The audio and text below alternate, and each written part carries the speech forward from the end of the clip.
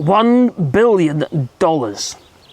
Well, it reminds me of a scene in Austin Powers, where Mike Myers, as Dr. Evil, he asked the President of the United States, after showing a video clip of, well, you've seen in Independence Day when the White House gets blown up.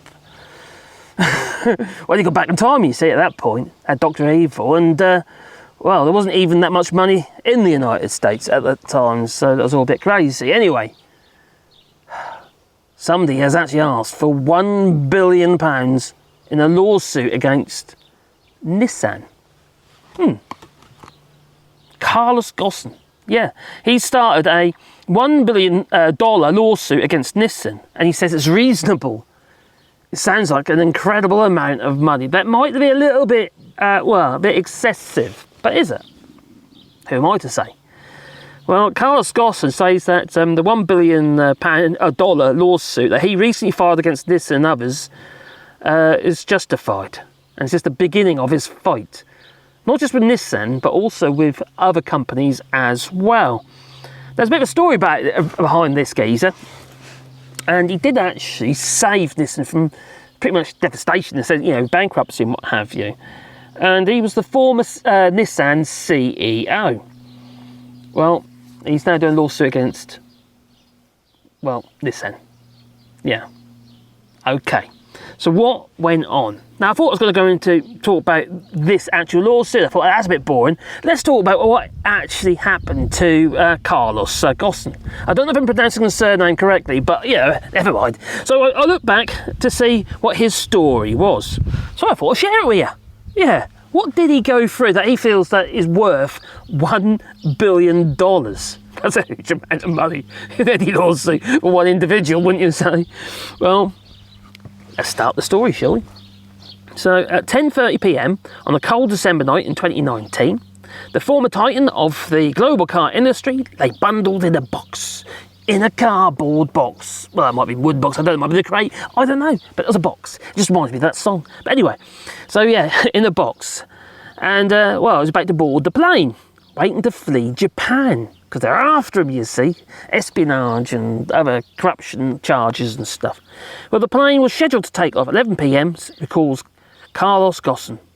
30 minutes waiting in the box on the plane, waiting for it to take off, was probably the longest wait I've ever experienced in my life, he says.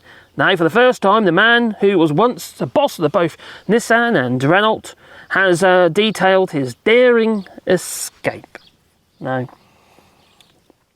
an exclusive interview, this is actually with the BBC actually, Mr. Ghosn tells how he disguised himself to slip unnoticed through the streets of Tokyo, why a large music equipment box was chosen to smuggle him out of Japan, and the elation that he felt when he finally landed in his native country of Lebanon.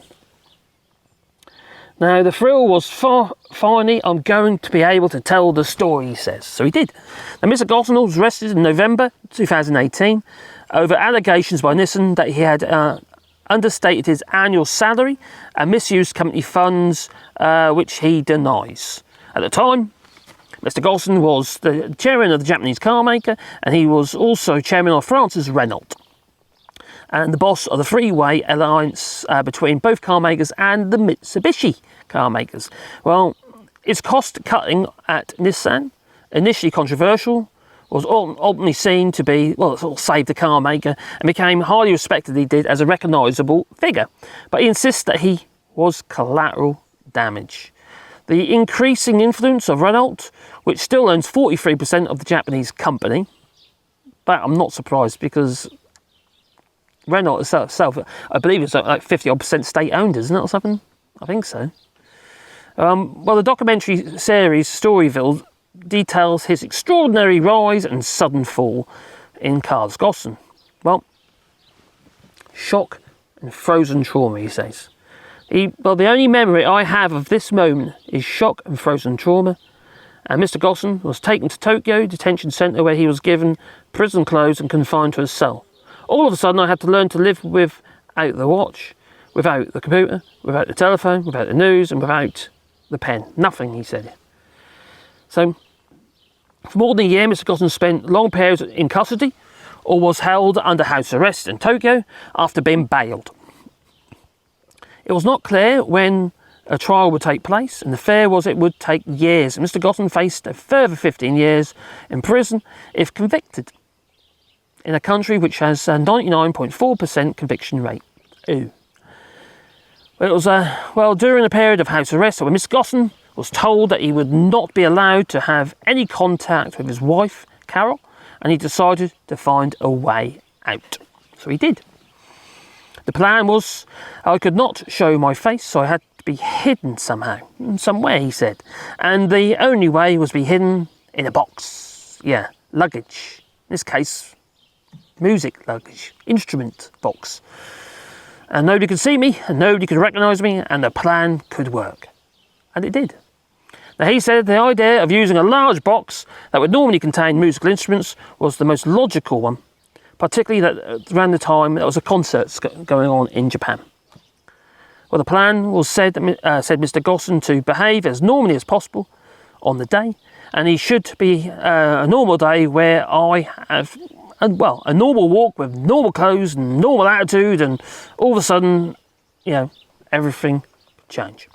Mr. Ghosn would have to swap the suits he wore for years as high profile in the global automotive sector for something a little bit more casual, so he didn't get noticed. You can imagine I had to go places where I'd never been, buy clothes I've never bought. Oh my giddy, that sounds like a bit of a snob if you ask me. All of this was part of how do you give yourself a maximum chance of being successful and absolutely not drawing attention to yourself. There is an element of snobbery there, I would say. And from Tokyo, Mr. Ghosn travelled by bullet train to Osaka and private jet, and was waiting at the local airport to depart. But first, the box, which was waiting for Mr. Ghosn in an nearby hotel. So he got into his box, into his instrument box. Well, he was transported from the hotel and airport, and he was posing as musicians. So he had some help. Now, the private jet took off with him inside in a box. Yeah, landing in Beirut the next morning. Now, okay, that is pretty scary, but 1 billion? Although he did spend quite a bit of time in prison as well, often in custody. So, well, now he's taken Nissan to court for $1 billion in this lawsuit. So, yeah, it seems a little bit excessive, maybe, but it's a huge amount of money, isn't it, I think a lot of this is greed as well, to be fair. But needless to say, his whole life has been turned upside down. His future has been pretty much ripped apart. But how much money has he already got as well? You could ask yourselves. Or was that confiscated? Quite possibly. Anyway, you tell me. What do you know about Carlos Ghosn? And how the hell do you pronounce his surname? Please leave the phonetics down below. Anyway, it's time for me to go because I've been called in, because we've got family here. And it's time to have food. And I'm already running a little bit late. I am. Oh dear. I'll get in trouble, I will. So I say to tell you though. But if you want to support the channel, you can do that on Patreon and buy us a coffee. Links down below. But please boot the little like button and maybe subscribe to the channel and the little bell icon, because then you get a warm, fuzzy feeling in your pocket every time I upload another video. I hope you'll be excited about that. Anyway, I hope you felt that was, interesting at the very least. Anyway, ta-ta. Yeah, no billion quid lawsuits for me, I don't think. Might be against me. Maybe. Oh, scary. Ta-ta.